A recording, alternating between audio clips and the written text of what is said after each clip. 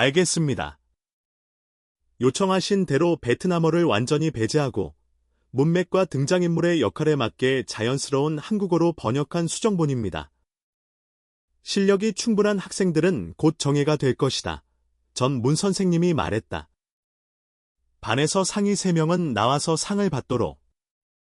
한우는 뛰어난 실력으로 대회에서 1등을 차지했다. 상금은 신성 100점. 자원 보물창고에서 원하는 아이템 하나를 선택할 수 있었다. 한우는 안에 어떤 좋은 아이템이 있을지 궁금했다. 선택 목록에는 거인의 손바닥, 생명의 샘 핵심, 현철 광석, 그리고 몇몇 2등급 보조 기술들이 나타났다. 한우는 즉시 생명의 샘을 선택했다. 생명의 힘을 물줄기처럼 강력하게 만들어주고 생명을 키우며 주변 환경을 변화시키는 데 도움을 준다. 휴식 시간에 한 청년이 한우에게 말을 걸었다. 1억 500만 실력으로 그의 신성 1점을 바꾸고 싶다고 했다. 당연히 한우는 동의하지 않았다. 멀쩡한데 왜 내 신성 점수를 바꾸려 하느냐? 이유가 뭐가 필요해? 네가 동의하기만 하면 운명을 바꿀 1억 500만 실력을 얻고 평생 풍족하게 살 수 있다고.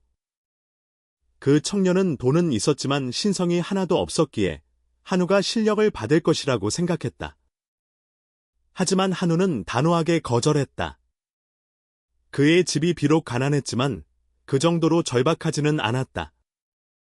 그 청년은 다시 손을 비비며 애원했다. 그의 할아버지가 곧 진신으로 승급해야 하는데 신성이 없다는 것이다. 실력 외에도 그는 한우에게 은혜를 입은 셈이었다. 1억 실력이 넘는 돈은 확실히 적은 금액이 아니었다. 만약 그 돈이 있다면 메뚜기 수를 10배로 늘릴 수 있을 것이다. 그때가 되면 신성 점수를 얻는 것은 식은 죽 먹기일 것이다.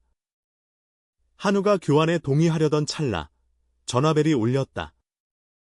탄상이 방금 그에게 1억 5천만 실력을 이체하여 그의 신성 점수를 사갔다는 것이다.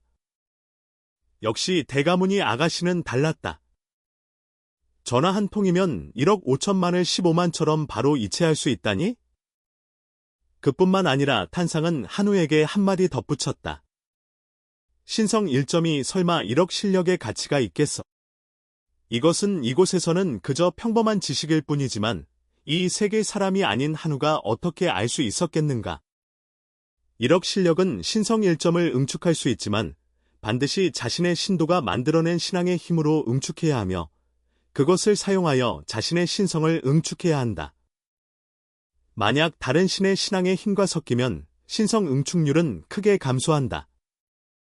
현재 시장에서 신격의 가격은 1억 4,500만 실력이지만 아무도 그것을 팔지 않는다. 다 읽고 나서야 한우는 자신이 하마터면 속을 뻔했다는 것을 알았다. 즉시 그 청년을 쫓아냈다. 이제 그는 돈벼락을 맞게 될 것이다. 하늘에서 떨어진 1억 5천만 실력. 정말 짜릿했다. 한우의 신역에서 그는 자신의 상과 강을 관찰했다. 1등급 신전은 칠로 드워프들의 재련소 근처에 지어졌다. 생명의 샘은 사막 근처에 설치할 것이다. 얼마 지나지 않아 이곳은 비옥한 땅으로 변할 것이다. 다음은 연옥 전투 망치를 칠로 드워프 무리에게 하사하여 그들의 찬양을 즐기는 것이었다. 위대한 신이시여, 모든 것을 내려주셔서 감사합니다. 그뿐만 아니라 한우는 그들에게 초인 씨앗 하나를 주었다. 나중에 이것을 신테라 부르기로 했다. 그들이 손에 든 연옥 전투 망치에 걸맞은 영웅 생명체로 빨리 성장하기를 바랐다. 이곳에서의 일을 마친 후 한우는 진정한 신처럼 날아갔다. 다음은 전 문 선생님이 그에게 선택하라고 했던 독주였다. 어떤 효과가 있을지 알 수 없었다. 호랑이도 제 말하면 온다더니 전 문 선생님에게서 전화가 왔다. 한우는 즉시 받았다. 전 문 선생님은 방금 유락천에게 크게 이겨 신성 5점을 얻었다. 일부는 한우의 공 덕분이었기에 그에게 일부를 나눠주고 싶어 했다. 하나는 1억 5천만 실력이 담긴 신성 카드였다. 다른 하나는 왼손에 든 썩은 검은 마물의 알이었다. 이것은 전 문 선생님이 외역에서 얻은 전리품으로 천마충왕이 낳은 알이었다. 특주 밀법을 사용하여 사태로 연성한 것이다. 비록 죽었지만 매일 10리터의 마태소를 생산한다. 가장 낮은 등급의 곤충 종족도 마태소를 섭취하여 하급 천마충이 될 수 있다. 한우가 막 입학했을 때 전 문 선생님은 그의 핵심 권속을 위한 생명약재 완성을 돕겠다고 약속했었다. 그래서 전 문 선생님은 그를 돕기 위해 온갖 방법을 찾을 것이다. 학교 사람들은 황충족을 사회 밑바닥 쓰레기 취급하며 전 문 선생님을 무시하는 경우가 많았다. 하지만 생명 변화의 길을 손에 쥔다면 황충은 천마충이 될 것이다. 종족의 잠재력은 탄상의 뇌식과 같은 자연 정수 생명체와 비교할 수는 없겠지만 요정이나 드워프와 같은 일반적인 생명체 수준에는 도달할 수 있을 것이다. 한우는 돈이 부족하지 않았기 때문에 마태 알을 선택하기로 결정했다. 천마충과 독성의 결합 정도는 매우 높았다. 전 문 선생님은 그에게 1등급 무주를 얻어 안에 넣어보면 놀라운 결과를 얻을 수 있을 것이라고 조언했다. 한우는 전 문 선생님께 감사하는 것 외에도 알겠습니다. 요청하신 대로 베트남어를 완전히 배제하고 문맥과 등장인물의 역할에 맞게 자연스러운 한국어로 번역한 수정본입니다. 한 가지 질문이 더 있다며 선생님께서 대량의 고기를 공급해 주실 수 있는지 물었다. 품질은 높지 않아도 된다고 했다. 상점에서 파는 고기는 너무 비싸서 감당할 수 없었기 때문이다. 전 문 선생님은 한우가 고기로 황충을 키우려 한다는 것을 짐작하고 상점에서는 가격이 비싸고 품질도 좋지 않으니 사지 말라고 조언했다. 최근 교장 선생님이 마연 한 구역을 점령했는데 그곳에는 요괴들의 시체가 대량으로 있을 것이 확실했다. 그곳에 가서 교장 선생님께 부탁해 볼 수 있을 것이라고 했다. 한우는 감사 인사를 하고 전화를 끊었다. 그 후 그는 신역을 돌아다니며 생각에 잠겼다. 2등급 성물은 구렁이처럼 먹어댄다. 성역의 황충들은 이제 식량 공급원으로 부족하다. 신역 내의 생산량만으로는 그들의 식탐을 만족시킬 수 없다. 가능한 한 빨리 식량 공급원을 찾아야 한다. 한우는 고목나무 한 그루로 가서 거기에 마태 알을 놓아 마태소를 생산하게 했다. 그 후 황충들이 그것을 먹으면 곧 진화할 것이다. 이틀 후 황충들이 먹을 마태소가 생겼다. 한우는 결과를 몹시 기다렸다. 알이 갈라지기 시작했고 검은 변종 나비 한 마리가 밖으로 날아 나왔다. 그것은 일반 등급의 천마충 종족에 속하며 수명은 200일이었다. 비록 일반적인 종족이지만 실력은 황충보다 100배나 강했다. 다만 육성 정보가 극히 드물었다. 천마충은 진화하기 위해 마태소를 사용해야 한다. 마태 한 방울은 메뚜기 한 마리를 동화시킬 수 있다. 1mm에는 20방울이 들어있다. 10리터는 20만 방울이다. 순조롭다면 매일 한우는 200마리의 새로운 천마충을 낳게 될 것이다. 몇 분 만에 천마충은 마태소를 흡수하여 크기가 2배로 커졌다. 만약 폭식의 법칙도 그것에 작용한다면 곧정의 생물로 진화할 것이다. 다음은 1등급 동무주 성물을 핵심 신역에 넣어 무슨 일이 일어나는지 보는 것이었다. 방금 전에 천마충은 즉시 정의 생명체 동무 천마충으로 진화했다. 무시무시한 모습은 곤충을 무서워하는 사람들에게는 악몽과 같았다. 한편 교장 선생님은 눈앞에 쌓인 악취나는 뼈와 시체 더미 때문에 골머리를 앓고 있었다. 이 많은 것을 어떻게 다 처리해야 하나, 뼈 외에도 혈육마귀의 시체도 있었다. 만약 모두 카드에 봉인하면 정신력이 소모되고 시체는 다시 터져나와 계속 공기를 오염시킬 것이다. 바로 그때 전 문 선생님이 교장 선생님에게 전화를 걸었다. 게다가 영상통화여서 교장 선생님을 놀라게 했다. 전 문 선생님은 갑자기 교장 선생님을 방해하게 되어 민망해하며 머리를 극적였다. 하지만 한우 때문에 그는 뻔뻔하게 교장 선생님께 혈육마귀의 시체를 얻어달라고 부탁했다. 그것들을 한우의 핵심 권속 먹이로 사용하기 위해서였다. 그리고 한우의 핵심 권속인 황충은 예전에 평가시험에서 혈육마귀 시체를 다 먹어치웠을 때도 아무런 나쁜 반응이 없었다. 교장 선생님은 한우가 며칠 전 반신 증강과 싸웠던 학생이라는 것을 기억해냈다. 그는 작은 황충이 그런 쓸모가 있을 줄은 상상도 못했다. 하지만 안타깝게도 마연의 생존 조건은 황충의 생존에 적합하지 않았다. 그렇지 않았다면 대량의 황충을 데려와 이 혈육마귀들의 시체를 청소할 수도 있었을 것이다.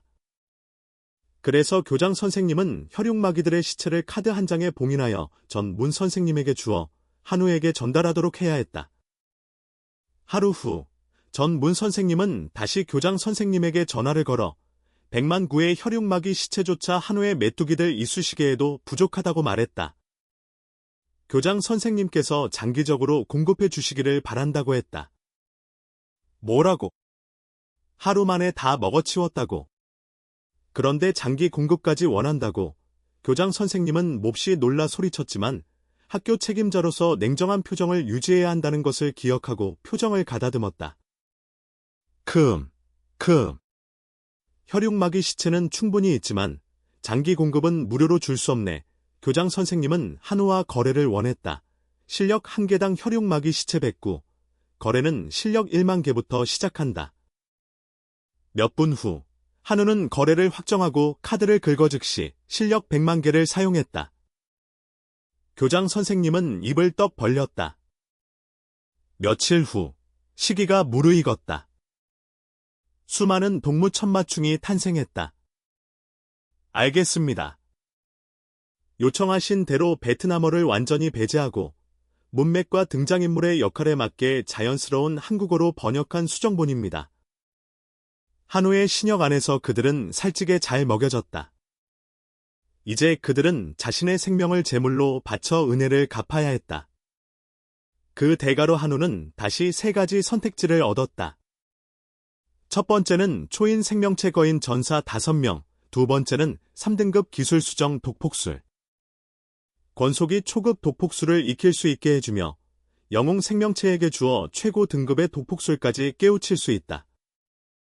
마지막은 물질을 분해하여 순수한 에너지를 증가시키는 분해기. 한우가 120억 정의 황충 생명을 힘들여 낳아 거인 전사 5명과 교환한 것은 헛되지 않았다. 게다가 모두 초인 생명체였고 끔찍한 파괴력으로 명성이 자자했다. 팔기만 해도 전사 1명당 최소 1천만 실력을 받을 수 있었다.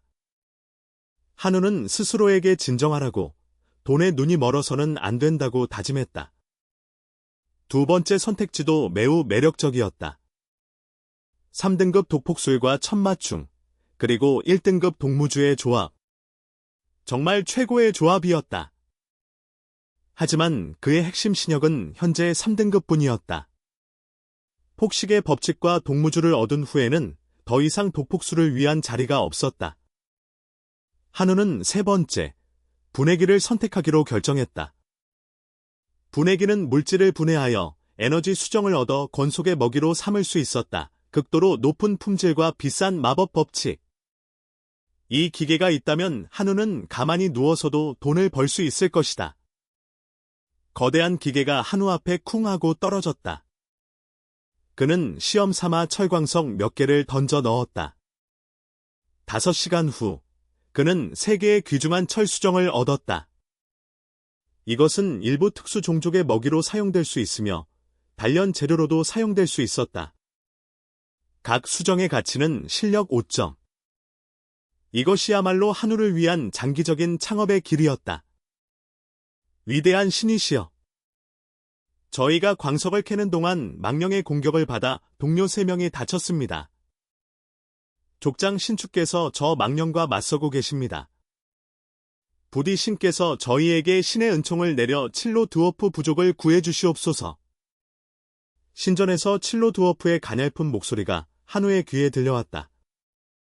그는 자신의 신역에 왜 망령이 있는지 알 수 없었지만 감히 자신의 자손들을 건드렸으니 환생할 생각은 꿈도 꾸지 마라. 현장에 도착한 한우는 칠로 드워프 족장이 해골 병사 하나와 싸우고 있는 것을 보았다. 그 해골 병사는 영주인 듯 평범한 뼈다귀들처럼 멍청하지 않았다. 한우는 즉시 자신의 신도를 구하러 뛰어들지 않고 오히려 저 해골 병사가 더 흥미롭다고 느꼈다. 그는 그것에 대한 정보를 조사하려 했지만 작은 해골은 한우의 신도가 아니었기 때문에 조사는 실패했다. 게다가 그에게는 조사 능력이 없었기에 아무것도 할 수 없었다. 너무 분한 나머지 한우는 대부건봉을 불러 응절하게 했다. 정보를 얻을 수 없다면 무력으로 정보를 캐내면 된다. 대부건봉이 한번 베자 그것의 뼈들이 조각나 땅바닥에 떨어졌다. 하지만 그것들은 즉시 다시 날아올라 원래의 몸으로 합쳐졌다. 한우는 그것에게 자신에게 귀순하라고 명령했다. 그러면 살과 가죽이 있는 새로운 삶을 내려주겠다고. 작은 해골은 손을 휘저어 그를 공격했다. 한우는 전혀 다치지 않았다. 그의 몸은 살덩이가 아닌 영혼과 같았다. 그것이 그의 신역을 파괴하지 않는 한 신성 분신을 이길 수는 없었다. 한우는 칠로 드워프 족장과 대부건봉에게 작은 해골을 혼내주라고 명령했다. 그가 자신에게 귀순할 때까지 때리라고. 사흘 밤낮을 싸운 후 해골 무리는 함께 나와 한우 앞에 무릎을 꿇었다. 한우는 그들의 해골을 쓰다듬으며 칭찬했다. 처음부터 말을 잘 들었으면 이렇게 맞지 않았을 것을. 이 해골아. 이 해골은 놀랍게도 권속 망령 영주였다. 다만 약화되고 봉인되었지만 신앙의 힘은 매우 높았고 쓸모없는 존재는 아니었다. 매일 학교에 가는 날은 한가한 날을 제외하고는 모두 시험 준비에 몰두해야 했다. 다음 시험은 학생들 사이의 격차를 만드는 진정한 열쇠였다. 심지어 각자의 미래에도 영향을 미칠 수 있었다. 알겠습니다. 요청하신 대로 베트남어를 완전히 배제하고 문맥과 등장인물의 역할에 맞게 자연스러운 한국어로 번역한 수정본입니다. 이 중요한 시험은 대학 진학과 관련이 있어 한우는 더욱 중요하게 여겼다.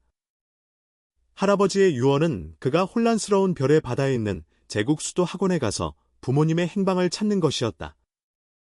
그리고 그곳은 이 신형 문명에서 최고 명문 대학 중 하나였다. 할아버지는 손자를 곤란하게 만드는 방법도 잘 아셨다. 다음으로 학생들은 마역 좌표시 79, 3826으로 전송될 것이다. 구체적인 내용은 도착 후 이메일로 발송될 예정이다. 각자 준비할 시간은 1시간씩 주어진다. 학생들은 마역이라는 땅에 대해 웅성거리며 이야기했다. 그곳은 짙은 마기로 늘 뒤덮여 있다고 소문난 곳이었다. 다른 생명체가 발을 들이면 마기에 침식되어 이성을 잃은 마와 생물로 변할 가능성이 있었다. 오직 마물과 살아있는 시체만이 이곳에서 정상적으로 생존할 수 있었다. 장요룡은 매우 의기양양했다. 이 시험은 그와 같은 마물 권속을 위한 것이 아닌가. 마침내 그의 시대가 온 것이다. 바로 그때 낯선 번호로 효룡에게 전화가 걸려왔다. 뜻밖에도 유락천이었다. 그는 효룡에게 한 사람을 처리해달라고 부탁했다.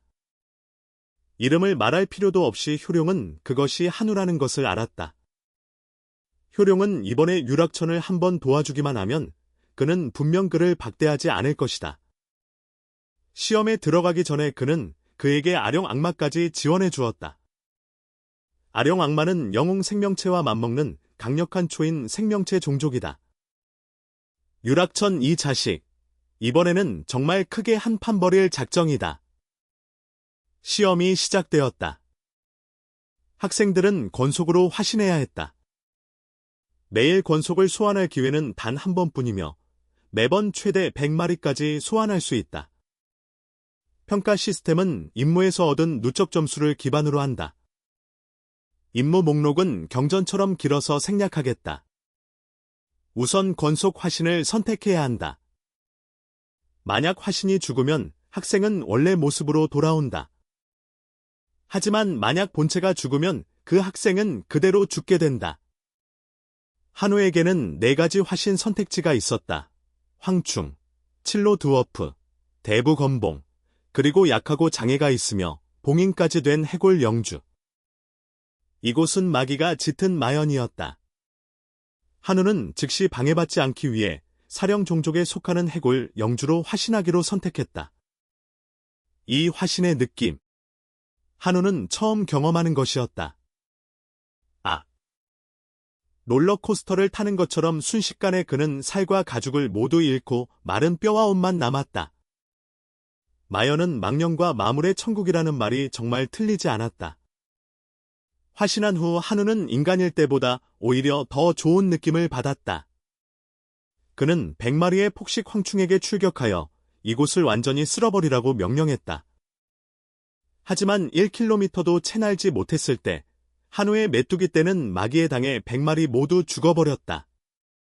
한우가 엿들은 소문 그대로였다. 권속의 천적은 바로 마귀였다. 다른 방법이 없었다. 그는 새로 육성된 3마리의 천마충 형제들에게 의지할 수밖에 없었다. 첫 번째 임무는 텅 빈 배를 채우는 것이었다. 한우는 새 천마충 형제들에게 과일을 따오라고 시켰다. 마역의 과일이 평범한 과일과 어떻게 다른지 보기 위해서였다. 이 지역에 발을 들여놓자마자 한 무리의 살아있는 시체들이 악취나는 진흙탕에서 일어나 한우를 향해 다가왔다. 한우는 작은 해골의 공격력과 방어력을 시험해보고 싶었기에 혼자서 그들을 모두 상대했다. 10분 후, 한우는 살아있는 시체들을 깨끗하게 정리하고 그들에게 환생하러 갈 기회를 주었다. 한참을 씨름한 끝에 새 천마충 형제들은 수많은 골마과를 따왔다. 이 임무는 시험 점수 20점짜리였다. 보스를 잡으면 100점을 얻지만 보스는 반신이었다.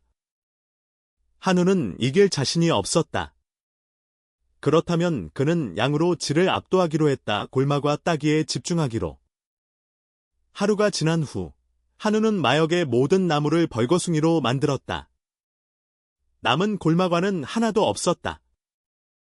하지만 시험 점수는 단 한 번만 교환할 수 있었기에 그는 기발한 생각을 해냈다. 한우는 반 단체 채팅방에 메시지를 보내 임무번호 490을 위해 골마과 100개와 교환할 사람이 있는지 물었다. 몇몇은 반대했지만 몇몇은 동의했다. 알겠습니다. 요청하신 대로 베트남어를 완전히 배제하고 문맥과 등장인물의 역할에 맞게 자연스러운 한국어로 번역한 수정본입니다. 결국 전 문 선생님은 시험 중에 획득한 자원만을 거래에 사용할 수 있다고 정정해야 했다. 첫 번째 위반 시 경고, 3번 위반 시 자격 박탈이다. 한우는 자신의 사업적 재능에 만족하며 뼈로 된 턱을 쓰다듬었다. 이제 그는 마음껏 놀 수 있는 모든 자원을 갖게 되었다. 한편 누구나 아는 그 녀석은 단체 채팅방에서 한우의 메시지를 읽고 그의 위치를 파악했다. 늑대 기병 부대를 모아 한우를 기습하기 위해서였다. 몇 시간 후 한우의 순위는 계속해서 떨어졌다. 권속이 너무 약해서 경쟁할 수 없었다. 최고 등급 임무를 받지 않으면 꼴찌가 될 것이다.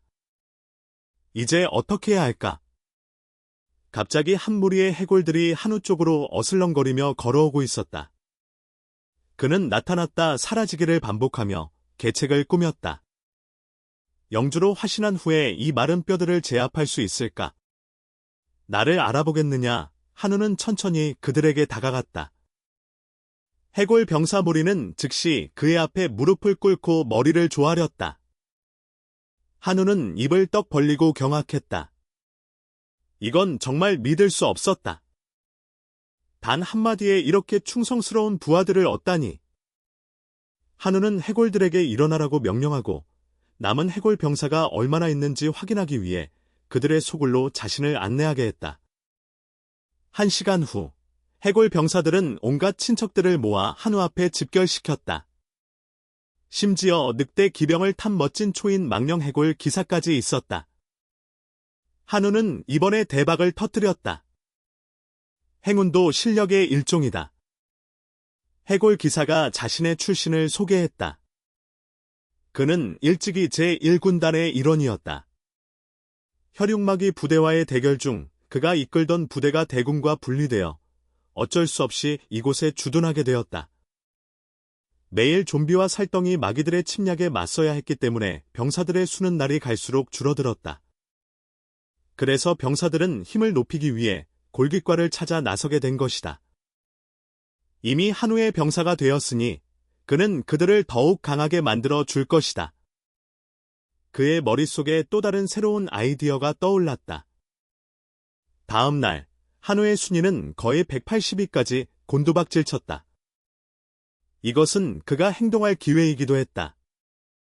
한우는 해골 기사에게 6월 영석을 하사했다. 장비는 그들 스스로 알아서 나눠 가질 것이다. 10분 후, 그의 해골 병사들은 그 어느 때보다 호전적으로 변했다. 혈육마귀의 소굴을 이리로 가져와라. 지금 바로 싸우자. 혈육마귀의 소굴에는 8천에서 1만 마리의 병력이 있었다. 한우는 혼자서 1,000마리를 상대할 것이다. 정면 대결로는 이기기 어렵기 때문에 그는 계책을 생각해냈다. 먼저 해골 병사 하나를 동굴 입구에 보내 충가처럼 엉덩이를 흔들며 소란을 피우게 했다. 과연 안에 있던 수컷 마귀들이 발정난 것처럼 뛰쳐나왔다. 하지만 막상 나와 보니 충가는 보이지 않고 매복하고 있던 해골 병사들만 공격 준비를 하고 있었다. 첫 번째 단계가 순조롭게 진행되자 한우는 만족했다. 혈육마귀들은 죽임을 당한 후에도 군대로 변할 수 있었다. 해골 병사 부족이 새로운 구성원을 보충하는 방식은 정말 독특했다. 1시간 후, 해골의 수는 7,000으로 늘어났다. 혈육마귀의 소굴에는 3,000마리만 남았다. 이제야 싸울 만했다. 한우는 해골 병사들에게 명령했다. 형제들이여, 돌격하라. 3시간 후, 해골 기사가 보스의 심장을 그에게 바쳤다. 임무 완수. 한우에게 누적 점수 60점이 추가되었다. 한편, 장효룡은 여전히 한우의 그림자를 부지런히 찾고 있었다. 그의 얼굴을 한 번이라도 보고 싶었지만 그럴 수 없었다. 순위표에서 한우는 60점으로 180위에서 108위로 뛰어올랐다. 그는 한우가 혈육마귀의 소굴을 평정했다고 추측했다. 비록 그의 예상을 벗어났지만 그는 한우가 단지 운이 좋았을 뿐이라고 확신했다. 장효룡은 한우를 찾기 위해 혈육마귀 소굴 앞으로 갔다. 그가 암전에서 성적을 올리기 위해 해골 병사 무리를 키우고 있다는 것을 알게 되자 그는 즉시 지옥 악견들을 출격시켜 그의 해골들을 물어뜯게 했다. 해골 병사들이 한우를 보호하기 위해 돌격했다. 뼈는 너무 단단해서 효룡의 지옥 악견들조차 물어 끊기 어려웠다. 알겠습니다. 요청하신 대로 베트남어를 완전히 배제하고 문맥과 등장인물의 역할에 맞게 자연스러운 한국어로 번역한 수정본입니다. 마연 차원에 강림한 지 이틀밖에 되지 않았는데 한우가 이렇게 많은 병력을 모았다니? 며칠 더 늦어졌다면 그를 막을 수 있는 자가 있을지 모를 일이었다. 장효룡은 오늘 반드시 이 일을 철저히 해결하기로 결심했다. 장효룡이 아령 악마를 소환하자 그것은 강력하게 돌진하여 해골 기사의 몸을 두 동강 내버렸다.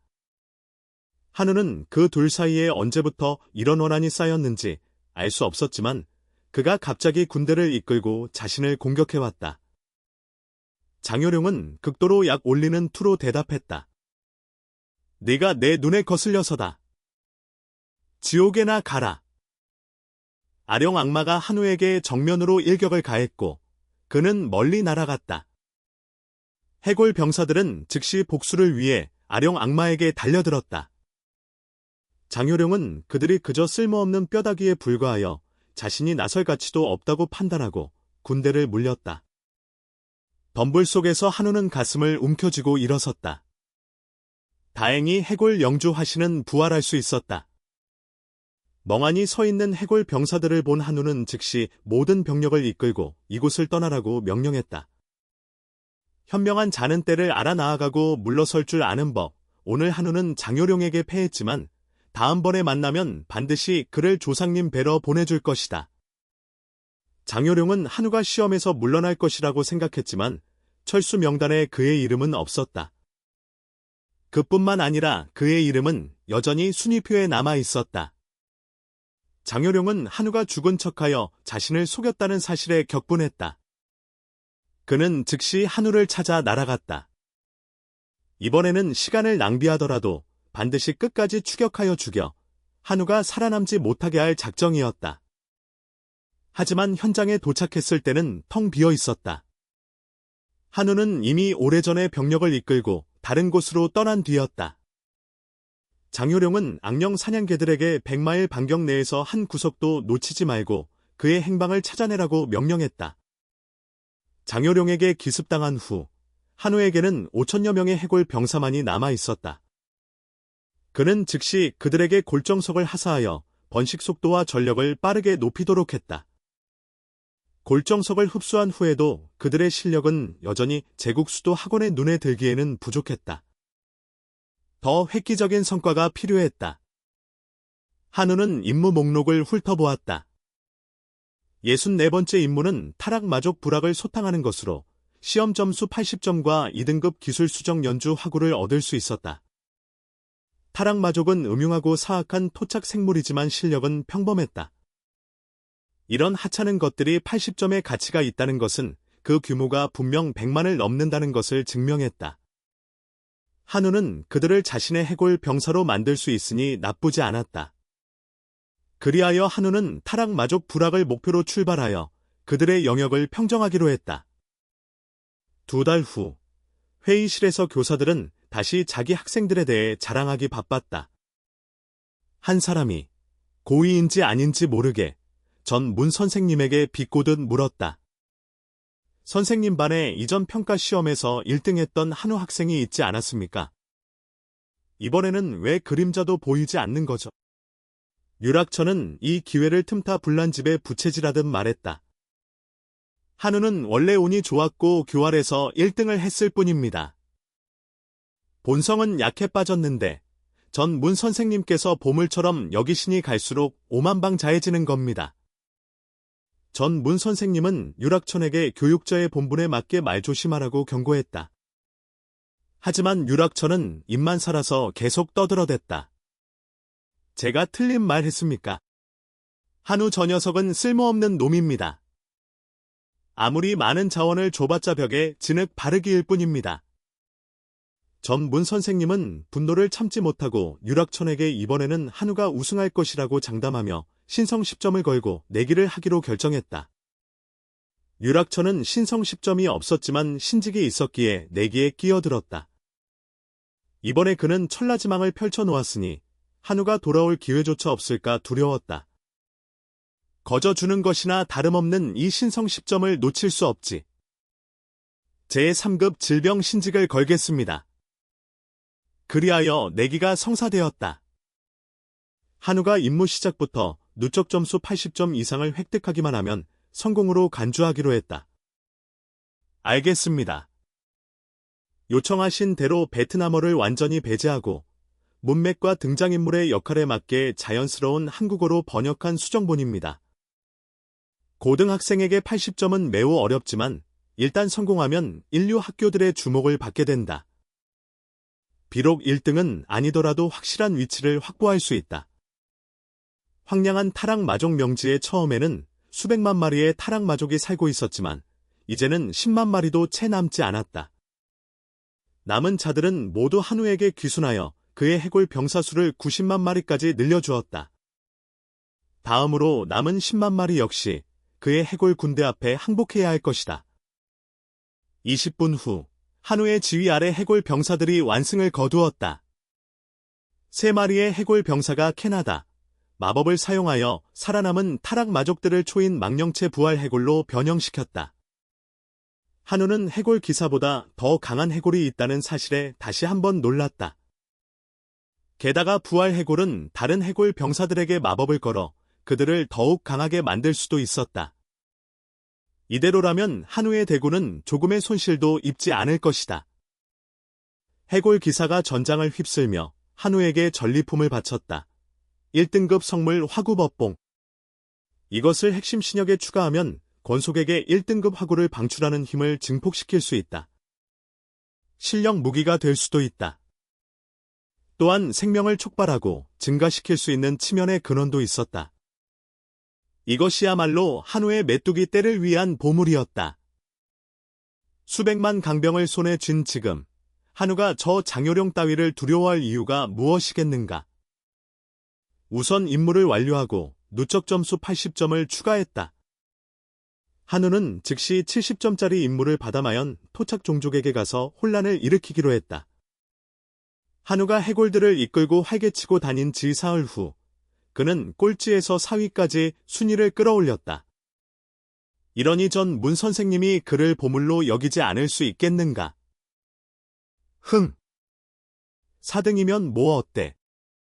1등도 아닌데 유락처는 여전히 한우를 경멸하는 태도를 유지했다. 바로 그때 다른 대학들로부터 한우에게 시험 후 면접을 제안하는 공지가 도착했다. 심지어 2등급 대학에서는 한우를 즉시 합격시키기까지 했다. 유락처는 촌스럽게 소리쳤다. 허주임님, 왜 한우 학생에게 온 초청장만 공지하시고 다른 학생들의 초청장은 공지하지 않으시는 겁니까? 한우 앞에는 아직 3명의 학생이 더 있었다. 하지만 이전 규정에 따르면 시험 점수가 3000점 이상이고 임무 하나에서 누적 점수 80점을 달성해야 요구 조건을 충족할 수 있었다. 현재로서는 한우만이 그것을 해냈다.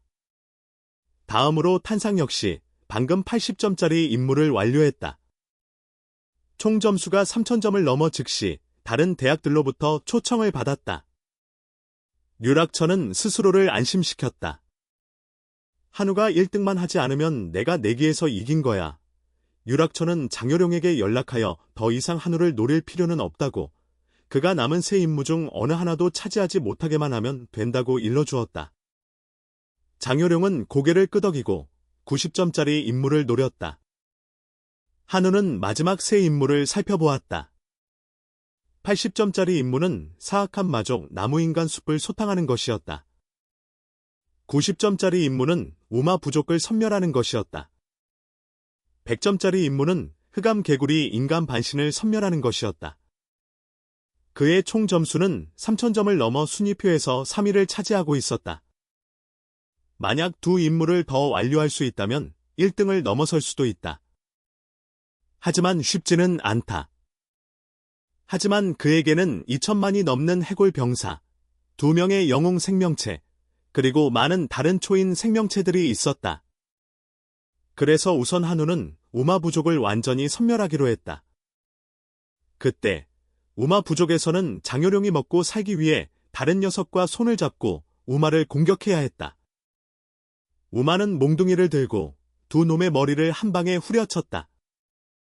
1시간 후에도 상황은 진전이 없었다. 장요령은 상황이 좋지 않다고 판단했다. 만약 계속 밀어붙인다면 자신의 권속을 모두 잃을 것이다. 후퇴하자. 이런 등급의 시험에서 우리 둘이 힘을 합쳐도 이기지 못하는데 하물며 저 한우 혼자서야. 알겠습니다. 요청하신 대로 베트남어를 완전히 배제하고 문맥과 등장인물의 역할에 맞게 자연스러운 한국어로 번역한 수정본입니다. 바로 그때 땅이 흔들렸다. 두 놈이 고개를 돌려보니 한우의 해골 군대가 구름처럼 몰려오고 있었다. 메뚜기 한 마리가 수천의 해골들과 싸우고 있었다. 셀 수 없을 정도로 많았다. 장요령과 다른 청년 자단 등 우마가 집단 구타당하는 것을 보고 함께 돌격하여 싸우기로 했다. 이 해골 병사들은 수는 많지만 전투력은 약해. 우리 함께 가자. 한우는 그들이 기회를 틈타 자신의 공을 가로채는 것을 용납하지 않았다. 2명의 골조술사를 출전시켰다. 골조술사는 거대하고 거대한 해골 기사를 소환하여 한 놈씩 머리를 후려쳤다. 부활 해골은 수리수리 마하수리, 주문으로 근처의 괴물들을 새로운 해골 병사로 변형시켰다. 주변의 모든 시체가 해골 병사가 되어 그들의 인구는 싸울수록 더욱 증가했다. 장요령과 다른 녀석은 혼비백산하여 자신의 목숨을 보전하기 위해 후퇴했다. 이 판국에 무슨 권속 타령이란 말인가? 해골 기사가 그들의 길을 막았다. 누가 도망치라고 허락했지? 한우는 충직한 부하의 어깨 위에 서서 그들에게 말했다. 장요령, 자단. 오랜만이군. 저 한우. 내 권속은 황충 아니었나? 장요령이 말이 너무 많은 것을 본 한우는 즉시 그의 얼굴에 바람을 가르는 발차기를 날렸다. 안 돼. 하지 마. 이제 장요령이 무릎을 꿇고 화해를 청해도 너무 늦었다. 그의 온몸은 1초 만에 서방 극락세계로 날아가 버렸다. 자단은 그 광경을 보고 즉시 애원했다. 한우하고 우리 사이에 큰 갈등은 없지 않습니까? 이전에는 그저 오해였을 뿐입니다. 진심으로 사과드립니다. 만약 저를 죽이신다 해도 아무런 이득이 없을 것입니다. 너를 살려준다 해도 아무런 이득이 없지. 한우는 태연하게 강력한 반격의 말을 내뱉었다. 자단은 오줌을 지릴 정도로 겁에 질려 즉시 보물의 절반을 내놓고 목숨을 구걸했다. 한우의 손 안에서 진작에 이렇게 말했어야지. 한우가 직접 나설 필요도 없었을 것을. 양측은 거래를 성사시켰다. 자단 녀석은 그가 마음을 바꿀까 두려워 꽁무니를 빼고 도망쳤다. 5시간 후 우마의 시체가 산더미처럼 쌓였다. 남은 자들은 무릎을 꿇고 항복하며 한우의 부하가 되기를 원했다. 이번 임무 성공. 누적 점수 90점 추가. 한우는 2위로 올라섰고 1위와는 40점 차이였다. 남은 마지막 두 임무. 한우는 아직 어느 것을 선택할지 몰랐는데 오직 하나만 남아 있었다. 탄상이 가져간 것이 틀림없었다. 한우는 별로 이상하게 생각하지 않았다. 대가문이 영예는 가문의 강력한 자원 지원을 받으니 말이다. 이제 순위표 1위로 올라서려면 흑암 개구리 인간 반신을 섬멸하는 임무를 수행하는 수밖에 없었다. 이것은 한우에게 매우 어려운 임무 중 하나였다. 그 역시 번거로운 일을 좋아하지 않았다. 하지만 제국수도 학원의 주목을 받으려면 하지 않을 수 없었다. 그래서 그는 자신의 해골 형제들에게 진영을 갖추고 흑암 개구리 인간 반신의 소굴을 향해 출발하라고 명령했다. 현재 11개 반이 시험을 완료했고 전 문 선생님 반의 세 학생, 탄상, 한우, 그리고 자단만이 남아 있었다. 탄상은 2위로 3위인 한우보다 10점 앞섰다. 자단은 7위였다. 전 문 선생님도 이 세 녀석이 다음에 무엇을 할지 알 수 없었다. 무슨 비밀이 있겠어? 반신 임무 하나만 남았을 뿐인데. 감히 도전하려는 건가? 실패하면 아무것도 남지 않을 텐데. 유락처는 옆에서 질투와 분노에 차 있었다. 한우를 제거하려던 그의 계획이 처참하게 실패했기 때문이다. 11반에서는 아무도 이 임무에 도전한 적이 없었다. 역사상 성공한 사람도 없었다. 하지만 전 문 선생님은 자신의 학생들에 대한 믿음이 매우 컸다. 한우와 탄상 모두 이 마지막 임무에 도전하고 있었다. 탄상이 먼저 현장에 도착하여 자신의 어린 셋들을 출격시켰다. 뇌작은 비록 작지만 교류 전류보다 더 강력한 번개를 내뿜는 새 무리였다. 순식간에 어둠의 개구리 고기 구이를 만들어냈다. 흑암 개구리 인간 반신은 붉은 눈을 가진 말하는 개구리였다. 그는 마법을 부려 탄상의 뇌작 앞에서 보호막을 펼쳤다. 감히 우리 부족을 파괴하러 오다니. 너희를 온전히 죽지 못하도록 저주하겠다. 탄상은 상황이 심상치 않음을 느꼈다. 그것이 곧 강력한 기술을 발사할 것 같았다. 하지만 그녀가 날개를 펴고 날아가기도 전에 공격에 맞고 말았다. 탄상은 공중에서 빙글빙글 돌았고 이번에는 정말 죽는 줄 알았다. 하지만 아니었다. 탄상은 제때의 정화신수를 사용하여 힘을 회복했다. 그 후 그녀는 뇌전 폭격을 날렸다. 교류 전류를 담은 번개 구체가 흑암 개구리 인간의 보호막을 향해 날아갔다. 남은 뇌작들도 일제히 뇌전 폭격으로 공격했다. 한 구체로는 아무것도 할 수 없었지만 여러 구체가 흑암 개구리 인간의 보호막을 파괴했다. 다음은 안에 있는 개구리들을 구워 익히기만 하면 된다. 하지만 모든 일이 이렇게 쉽다면 마지막 임무라고 불리지 않았을 것이다.